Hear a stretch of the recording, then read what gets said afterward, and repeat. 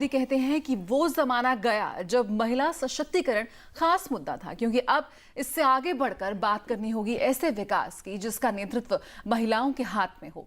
हमारी परंपरा हमें सिखाती है कि महिलाओं का स्थान ना सिर्फ बराबरी का है बल्कि सही मायनों में वो पुरुषों से आगे हैं। लेकिन आज भी कई चुनौतियां और मुद्दे हैं जो गंभीर कोशिशों की मांग करते हैं। आज अंतर्राष्ट्रीय महिला दिवस है और एक बार फिर कुछ मुद्दे चर्चा के केंद्र में हैं।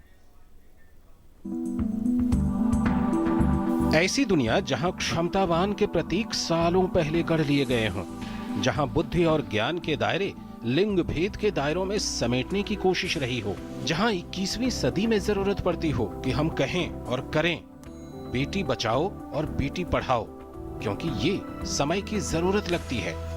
ये तब है जब हम मानते हैं कि हमने सीखा है इनसे सबक जिंदगी का, क्योंकि बेटियां तो हैं लम्हा खुशी का। लेकिन क्या ये गंभीर चिंतन की मांग नहीं करते कि जहां हम ज्ञान के लिए एक देवी की आराधना करते हैं, वैभव के लिए स्वर्ण कलश लिए महादेवी से प्रार्थना करते हैं, जो शक्ति और सत्ता के प्रतीक है, वो माँ भी तो हमें याद कराती है कि शक्ति के प्रतीक लिंग भेद को कैसे चकनाचूर कर देते हैं। एक विशाल और जीवंत लोकतंत्र जहां संविधान ने पहले दिन से महिलाओं को बराबरी के धरातल पर खड़ा किया हो, जहां आजादी के 7 दशकों तक पहुंचते पहुंचते प्रधानमंत्री आह्वान करते हैं कि अब वक्त सोच को बदलने का है। वो दिन दूर नहीं होगा कि जब विमेन एम्पावरमेंट तो होता ही होता चला जाएगा, लेकिन देश में विमेन डेवलपमेंट से आगे बढ़कर के विमेन लेड डेवलपमेंट की दिशा में देश आगे बढ़ेगा।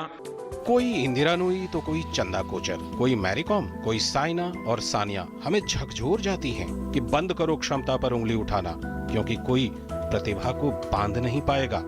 लेकिन सच यही है कि 1000 पुरुषों पर 943 महिलाओं का आंकड़ा हमें कहता है कि सफर अभी बाकी है। आजकल तो बड़ी खबरें आती हैं कि फलाना परीक्षा में महिलाओं ने बाजी मारी, तो लगभग 12 लाख ग्रामीण महिला जनप्रतिनिधियों ने देश को बदलने की शुरुआत कर दी है। सच तो ये है कि तुम्हारी क्षमता पर सवाल तो कभी था ही नहीं, बस सवाल तो मौके का ही था। अगर सर्वे करें तो शायद पुरुषों को मिले हुए अवसर, उनका सक्सेस रेशियो एंड महिलाओं को मिला अवसर, उनका सक्सेस रेशियो, मैं विश्वास से कहता हूं महिलाओं का ऊपर गया।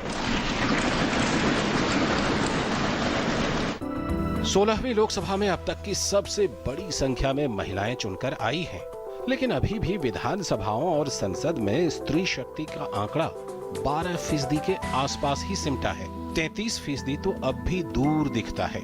अंतर्राष्ट्रीय मुद्रा कोष का 2015 का एक अध्ययन कहता है कि यदि भारत के कुल कार्यबल में स्त्रियों की संख्या पुरुषों के बराबर हो जाए तो देश के सकल घरेलू उत्पाद यानी जीडीपी में 27% की वृद्धि हो जाएगी। जरूरत है हमारे सोच में बदलाव की, लेकिन ये तय है कि वो रुकेगी नहीं।